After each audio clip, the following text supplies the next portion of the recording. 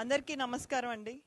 ఈరోజు సాంస్కృతిక శాఖ తరపున సాంస్కృతిక మంత్రిత్వ శాఖ తరపున ఒక చిన్న అనౌన్స్మెంట్ అండి. ఇది మన రాష్ట్రం మొత్తానికి గర్వకారణమైన ఒక గొప్ప అనౌన్స్మెంట్. ఈరోజు కోనసీమ సంస్కృతికి తెలుగువారి సంప్రదాయానికి ఒక చారిత్రాత్మకమైన రోజు అని చెప్పుకోవచ్చు. 400 సంవత్సరాలకు పైగా ఘన చరిత్ర ఉన్న జగ్గన్న తోట ప్రబల తీర్థానికి మన ఆంధ్రప్రదేశ్ ప్రభుత్వం రాష్ట్ర పండుగగా ప్రకటించడం అనేది ఒక చిన్న ప్రకటన కాదండి. ఇది మన సంస్కృతికి దక్కిన గౌరవం, సాంప్రదాయానికి దక్కిన గుర్తింపు అని గర్వంగా చెప్తున్నాం. అదేవిధంగా ఈ గొప్ప నిర్ణయాన్ని తీసుకున్న మన రాష్ట్ర ముఖ్యమంత్రి వర్యులు, అభివృద్ధి ప్రదాత శ్రీ నారా చంద్రబాబు నాయుడు గారికి హృదయపూర్వక ధన్యవాదాలు తెలియజేస్తూనే ఈ ప్రతిపాదనను మనస్ఫూర్తిగా బలపరిచి సంస్కృతిపై ఉన్న ప్రేమతో దీన్ని ముందుకు తీసుకెళ్లిన మన deputy CM power star Pawan Kalyan గారికి కూడా ప్రత్యేకమైన ధన్యవాదాలు తెలియజేస్తున్నామండి.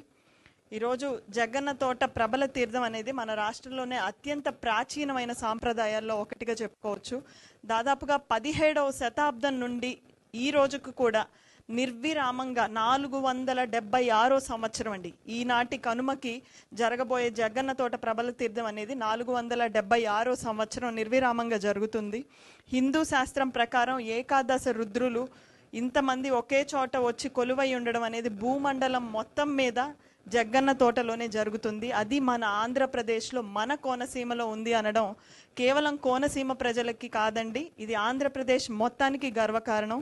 ఈ దశగా ఈరోజు కూటమి ప్రభుత్వం దీన్ని రాష్ట్ర ప్రభుత్వ పండుగగా ప్రకటించడం అనేది ఇది ఆంధ్రప్రదేశ్కు ఒక గొప్ప గౌరవం, ఒక గొప్ప ఘనత అని తెలియజేస్తూనే అసలు జగ్గన్న తోట ప్రబల తీర్థం అనేది ప్రతి సంవత్సరం కనుమ రోజు 11 గ్రామాల, కోనసీమలోని 11 గ్రామాల నుండి ఏకాదశ రుద్రులను తీసుకుని వచ్చి జగ్గన్న తోటకి చేరుకొని, ఒకప్పటి పూర్వకాలంలో నమ్మకం ఏంటంటే ఈ 11 మంది ఏకాదశ రుద్రులు ఒకే చోట సమావేశం అయ్యి లోక కళ్యాణం గురించి మాట్లాడతారు అని.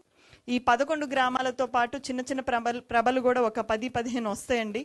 ఈ ప్రభలు తీసుకొని రావడానికి కూడా వారు ఎన్నో కష్టాలతోటి పొలాలు దాటి, ఇష్టంతోటి పొలాలు దాటి, పొలాల్లోంచి, పొలాల గట్ల మీదలోంచి, పొలాల కాలువల్లోంచి, ఆఖరికి కౌశిక నదిని కూడా దాటుకొని ఈ ప్రభలను తీసుకొస్తారు. ఇప్పుడు బ్రిడ్జ్లు, రోడ్లు అన్నీ వచ్చినా కూడా పూర్వకాలపు సాంప్రదాయాన్ని వాళ్ళు తీసుకొని వస్తూ కూడా 40 అడుగుల ఎత్తున్న ప్రభని, ఎన్నో టన్నుల బరువున్న ప్రభని, దానిపై కొలువై ఉన్న ఉత్సవ విగ్రహాలన్నీ కూడా భుజాల మీద మోసుకొని కొన్ని 10 కిలోమీటర్లు వాళ్ళు దేవుడి మీద భక్తితో ఆ జగ్గన్న తోటకి తీసుకురావడం చూడడానికి కేవలం కోనసీమ ప్రాంతం నుంచి కాదండి, దాదాపు దేశ విదేశాల నుంచి ఎంతోమంది, కొన్ని లక్షల మంది ప్రతి సంవత్సరం ఏటా ఎస్టిమేటెడ్ దాదాపు 5 నుంచి 6 లక్షల మంది ప్రజలు ఈ ప్రబల తీర్థాన్ని చూడడానికి మన రాష్ట్రానికి వస్తున్నారు.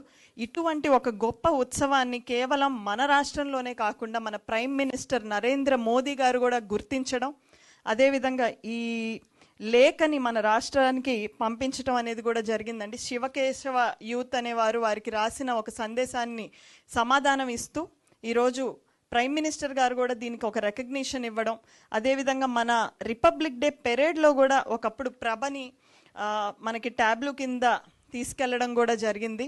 సో ఇంత గౌరవం, గుర్తింపు ఉన్న ఒక ప్రాచీనమైన పండుగకి ఈరోజు కూటమి ప్రభుత్వం గుర్తింపు ఇవ్వడం అనేది ప్రతి ఒక్కళ్ళల్లో ఒక మంచి ఆనందోత్సాహాల్ని అందించే ఒక శుభ పరిణామం.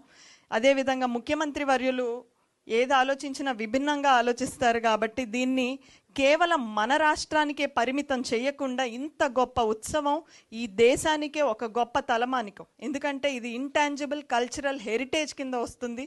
దీని ద్వారా మన దేశం మొత్తానికి ఒక స్పిరిచువల్ టూరిజం కూడా ఎంకరేజ్ చేయొచ్చు అన్న దాంతో టూరిజం ఎకోసిస్టమ్ని ఆంధ్రప్రదేశ్లో బిల్డ్ చేయొచ్చు అన్న ప్రతిపాదనను కూడా సీఎం సార్ తీసుకోవడం జరిగింది. టూరిజం మినిస్టర్ గారు కూడా దానిపైన వర్కౌట్ చేసి దీని ద్వారా దేశ విదేశాల నుంచి టూరిస్ట్ అట్రాక్షన్ని కూడా తీసుకురావడానికి ప్రయత్నిస్తున్నారండి. నేను కల్చర్ కమిషన్ చైర్పర్సన్గా బాధ్యతలు స్వీకరించిన తర్వాత ముఖ్యమంత్రి వర్యులు, అదేవిధంగా టూరిజం మంత్రివర్యుల ఆదేశాలతో ఈ రాష్ట్రంలో ఉన్న గొప్ప గొప్ప సంస్కృతులన్నిటి మీద అధ్యయనం చేస్తూ ఈ జగ్గన్న తోట ప్రబల తీర్థానికి ఖచ్చితంగా గుర్తింపు ఇవ్వాలనే విషయాన్ని సీఎం సార్ గారి దృష్టిలో ఆల్రెడీ ఉంది. దానికి మళ్ళీ బలోపేతం చేస్తూ మంత్రివర్యులు కానివ్వండి దీని మీద వర్కౌట్ చేసి ఈరోజు ఈ గుర్తింపుని ఇవ్వడం జరిగింది. ఈసారి అడ్మినిస్ట్రేటివ్ పరంగా ఆర్గనైజేషన్ కానివ్వండి, అక్కడ శాంతి భద్రతలు అన్నీ మెరుగవుతాయి. నేను ఈ రాష్ట్ర ప్రజలందరినీ కోరుకునేది ఒక్కటే అండి, ఇది కేవలం కోనసీమ ప్రాంతానికి చెందింది కాదు, ఇది మన రాష్ట్ర సంపద.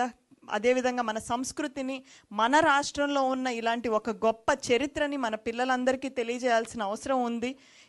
ఇది మీ అందరూ కూడా ఈ సంవత్సరం కనుమ నాడు ప్రతి సంవత్సరం జగ్గన్న తోటలో జరిగే ఈ ఉత్సవానికి ఆంధ్రప్రదేశ్లో ఉన్న వారందరూ కూడా హాజరవ్వాలని, ఎందుకంటే మెరుగైన వసతులు కూడా ఈ రాష్ట్ర ప్రభుత్వం ఇస్తుంది కాబట్టి అందరూ వచ్చి మీ పిల్లలకి మన సంస్కృతి సాంప్రదాయాలను కూడా పరిచయం చేయాలని, ఇంతటి గొప్ప సాంస్కృతిక వారసత్వాన్ని కాపాడుకోవడంలో మీరు కూడా భాగస్వామ్యం అవ్వాలని కోరుకుంటూ మరొక్కసారి ప్రజలందరికీ కూడా శుభాకాంక్షలు అండి. ఇంత గొప్ప రాష్ట్ర ప్రభుత్వం, ఇంత గొప్ప చరిత్ర ఉన్న ఒక పండుగని మనం ఈరోజు గుర్తించుకుంటున్నాం కాబట్టి రాష్ట్ర